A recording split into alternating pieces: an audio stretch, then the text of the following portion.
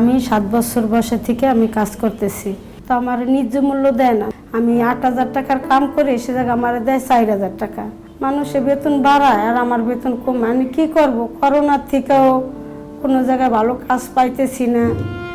আমার এমন দিনও গেছে যে আমি না খাইয়েও রয়েছি। আমরা তো সেই সম্মানটা পাই না। আমরা কাজ করে বিদায় দিই, তো আমরা গরিব দিই, তো আমাকে সম্মান নাই বড় লোকের কাছে। এটা তো তারা বড় লোক, তাদের টাকা পয়সা আছে, ধন সম্পত্তি আছে, এই জন্য আমাকে ওই সম্মানটা দেয় না। তো